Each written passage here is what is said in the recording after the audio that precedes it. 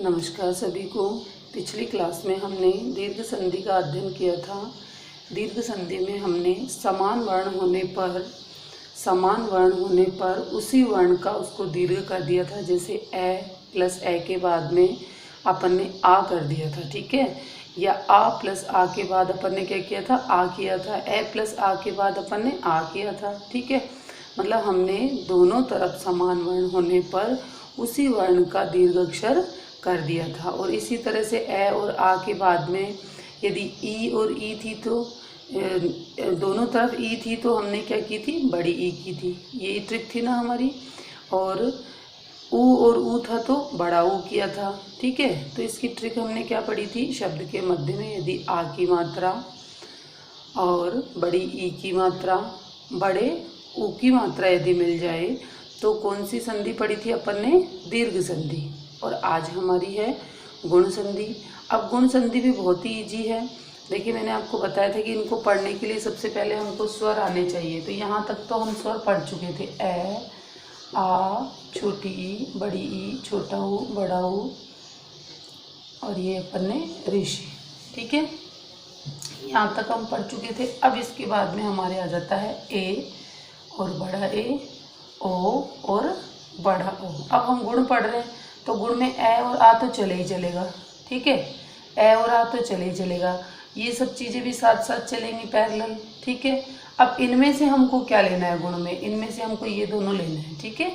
ये दोनों हमको इनमें से लेना है, ठीक है। अब देखिए मैं आपको समझाती हूँ कि कैसे करने हैं।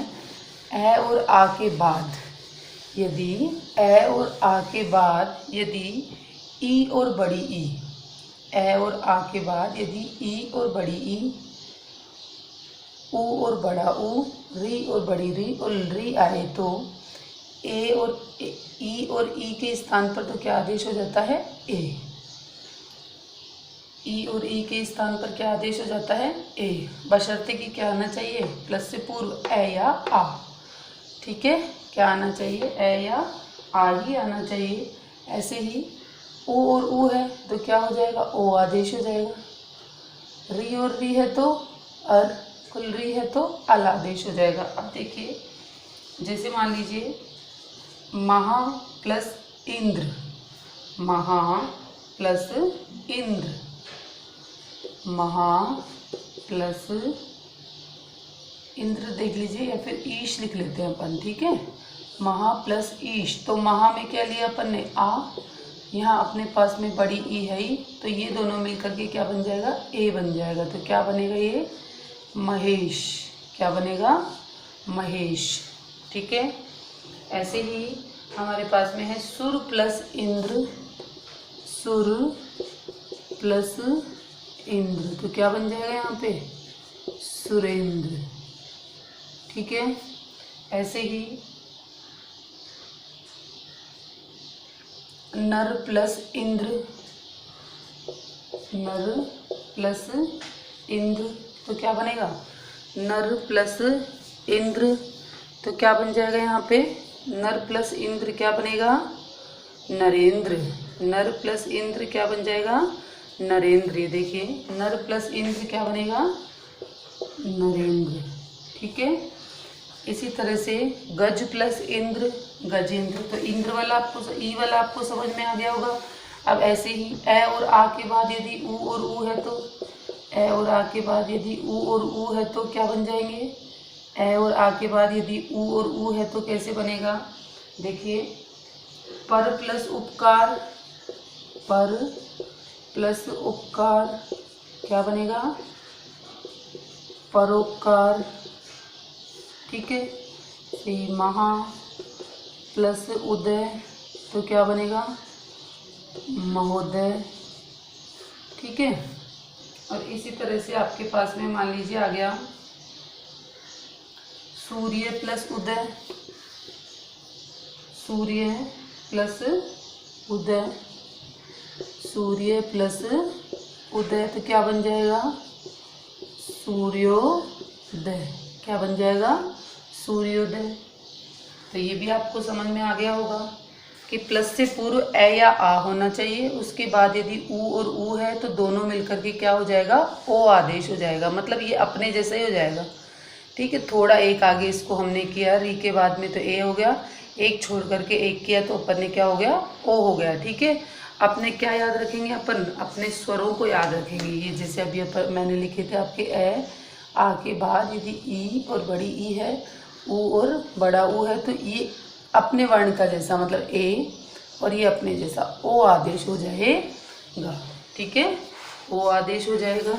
और इसी प्रकार से अर वाला उदाहरण देख लीजिए कि अर में कैसे होगा, है ना। री और री यदि दोनों तरफ है, री और री यदि दोनों तरफ है तो क्या हो जाएगा, दीर्घ संधि का उदाहरण हो जाएगा। लेकिन ए और आ के बाद यदि कोई री की मात्रा है, ए और आ के बाद यदि कोई री की मात्रा है, जैसे मान लीजिए देव प्लस ऋषि, देव प्लस ऋषि, देव प्लस क्या बन जाएगा, देव प्लस ऋषि,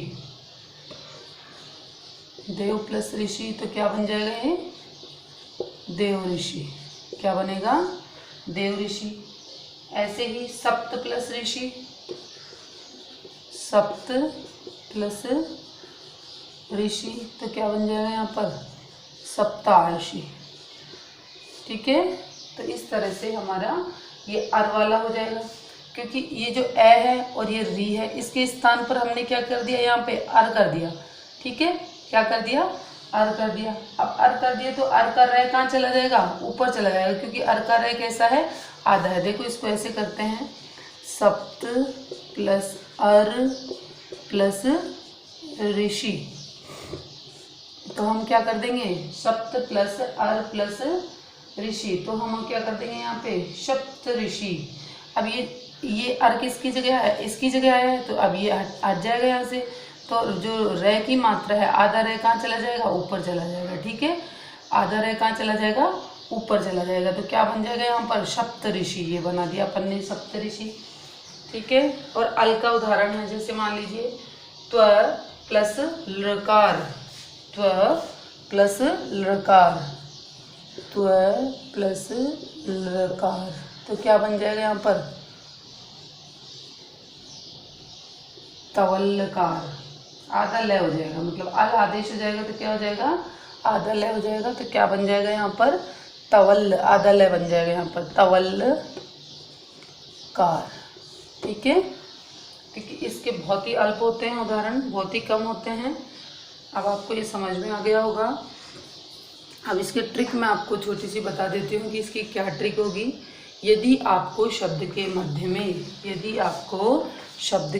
में कितनी मात्राएं मिले, यदि आपको शब्द के मध्य में कितनी मात्राएं मिले, एक मात्रा। यदि आपको शब्द के मध्य में एक मात्रा मिले तो कौन सी संधि हो गई, गुण संधि। कौन सी संधि हो गई, गुण संधि।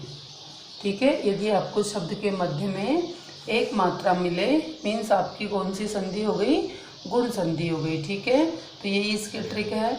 और उसमें क्या किया था अपन ने, दीर्घ में एक बार वापस बता देती हूँ। शब्द के मध्य में आ की मात्रा, बड़ी ई की मात्रा, बड़े ऊ की मात्रा और री की मात्रा यदि मिलती है अपने को, तो कौन सी संधि हो जाती है, दीर्घ संधि।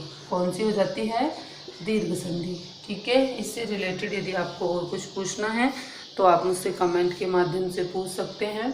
और केवल ये बात ध्यान रखनी है, ए और आ तो सबके साथ जनरली चलता ही चलता है। ए और आ के बिना पूरी अपनी संधि का कोई आधार नहीं है। ठीक है। ए और आ के बिना संधि का कोई आधार नहीं है। मैं आशा कर रही हूँ कि आपको सभी को समझ में आ गया होगा। इससे रिलेटेड और कुछ पूछना है तो आप मुझसे कमेंट के माध्यम से पूछ लेंगे। धन्यवाद सभी को।